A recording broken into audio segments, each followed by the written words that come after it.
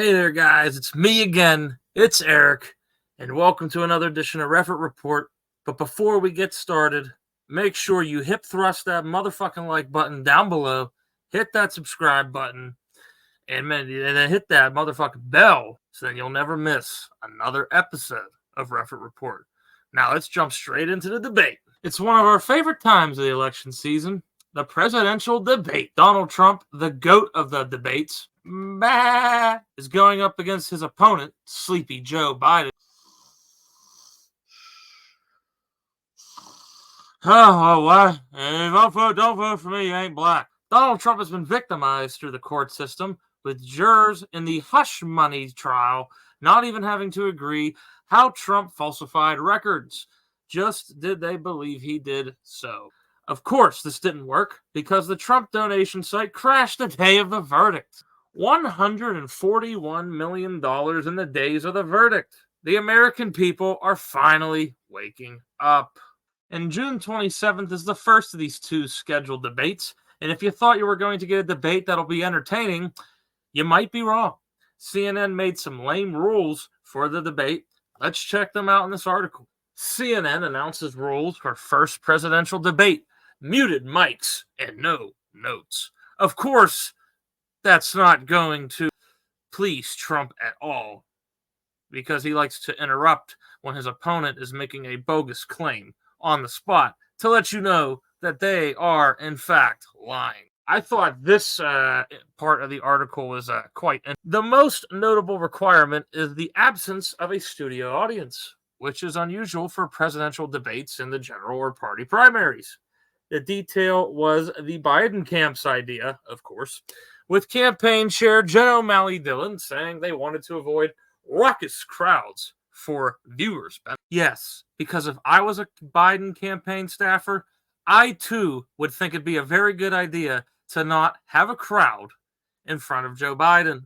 Because let's face it, the guy is barely even mentally aware anymore as it is. And here is the piss poor excuse they came up with. The debates should be conducted for the benefit of the American voters watching on television and at home, not as entertainment for an in-person audience with raucous or disruptive partisans and donors who consume valuable debate time with noisy spectacles of approval or jeering, Dillon wrote in a May letter. And again, if I was a Biden campaign staffer, I would also suggest that, because as soon as Trump lays the truth bombs, how Bidenomics has failed, gas prices has increased, same with groceries, a very big influx of immigrants coming through our southern border, the crowd is going to erupt in a raucous cheer when he does. So I can't really blame the Biden campaign staff that they're going to coward their way out of this. President Joe Biden and former President Donald Trump have already agreed to the 90-minute debate rules and will be allowed 2 breaks amid their likely verbal combat. As for the other details, muted mics was a stipulation included in a 2020 debate, and Trump has pushed for the candidates to stand at the podiums, and a likely assumption Biden will be more comfortable against the Biden campaign suggestion to sit. And of course, anybody with a half-functioning brain can tell when you watch Joe Biden speak at these speeches and ride a bike and go up the stairs of the Air Force One and also try to exit off a stage, you can definitely tell Trump is going to outlast Biden in 90 minutes straight with 2 breaks. Because there's no way you mean to tell me after looking at this, you can tell me that it's going to happen. Is less than 5 months away, and the current leader of the free world is going viral. Not for his policies or for a strong campaign that's cutting through to voters, but for his reaction at a live concert on the White House lawn. I wanna love nobody but you. For the rest of my life.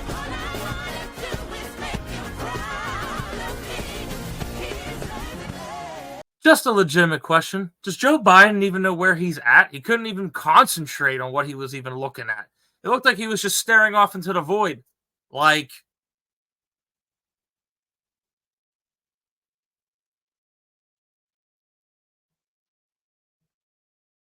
hello.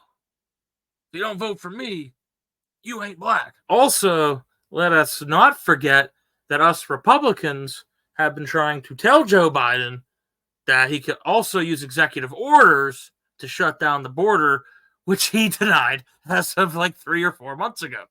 Let's take you back in time to December when House Speaker Mike Johnson called on Biden to take executive action on the border, which Joe Biden could, and Joe Biden refused. And here is the date for reference. Let's get into this congressional letter.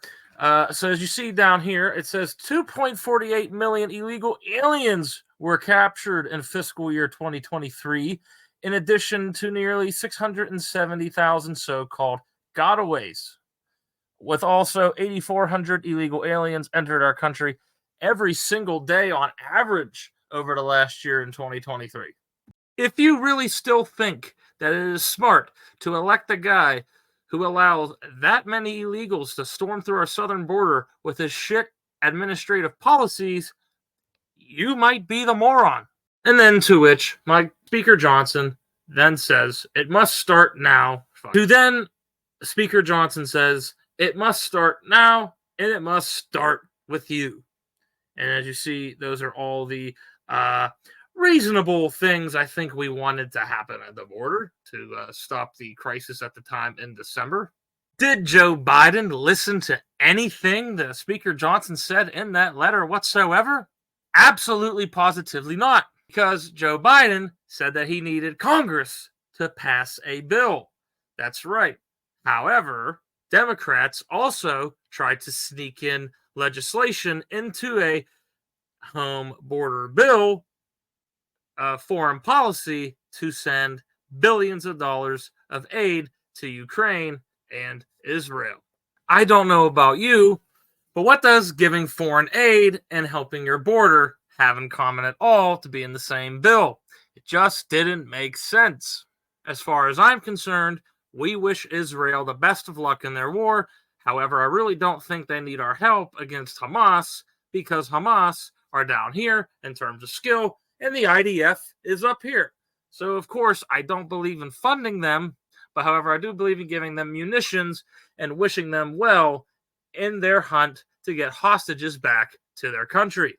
And also, in terms of Ukraine, I'm really uninterested and tired of funding a proxy war that only benefits the Ukrainian president himself, Volodymyr Zelensky, every time the guy buys a yacht, whenever we give him said aid package to fight the Russians. Also, I really don't think that conflict would have started in the first place if it wasn't for Kamala Harris and Joe Biden basically inquiring about Ukraine joining NATO.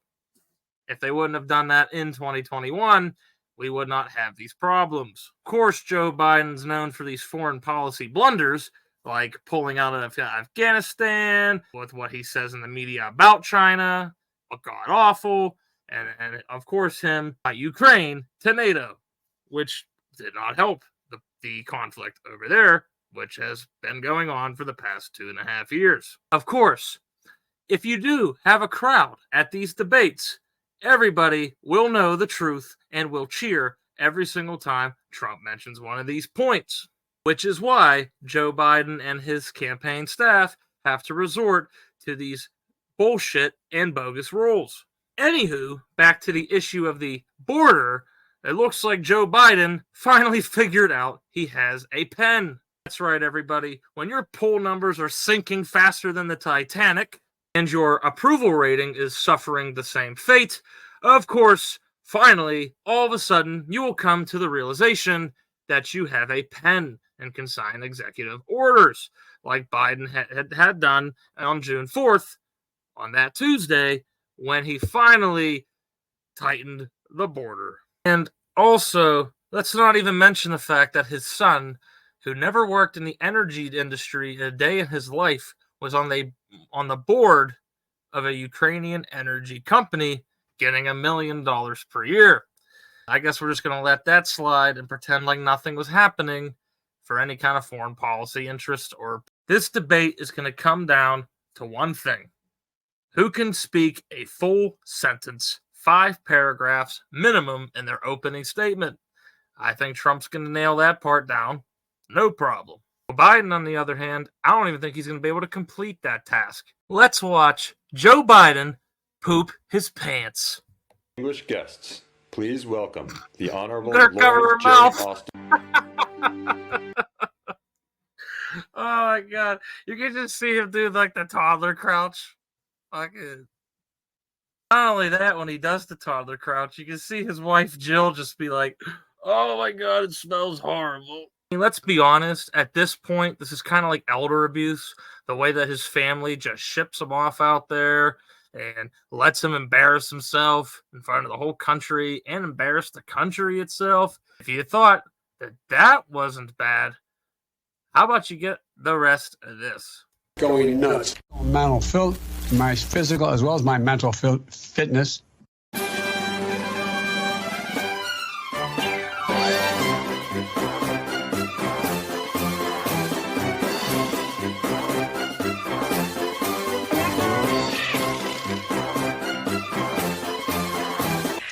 Don't go anywhere. It's a very exciting day around here.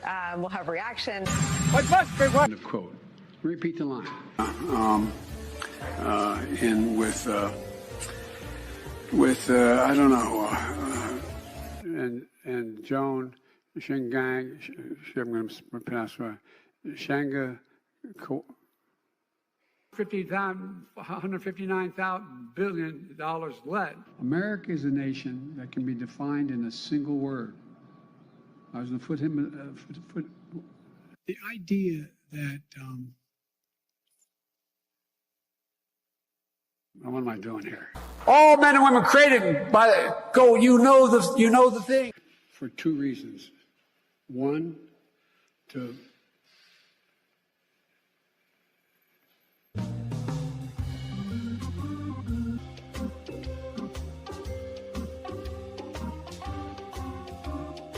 over $1.3 billion. More than half of the women in my administration are women.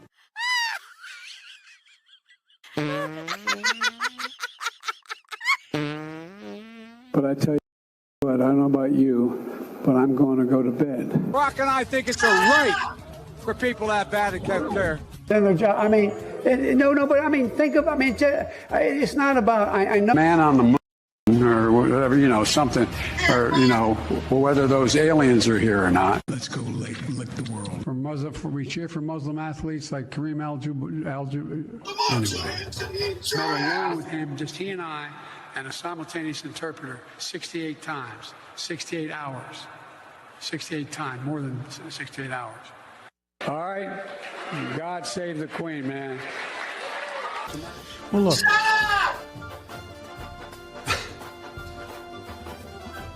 What am I doing here? 200 million people have died, probably by the time I finish this talk. Unnecessarily, now we have over 120 million dead from COVID. From the time I got to the Senate 180 years ago. To mobilize true international effort to pressure. True international effort to pressure. Well, it is what it is because he is who he is. Not my fault. And there you have it. So you either have two choices. You can either have America keep on being the embarrassment that it is with Joe Biden in office, or you can bring respect back to America with Donald Trump at the helm. Thank you for watching, and I'll see you next time.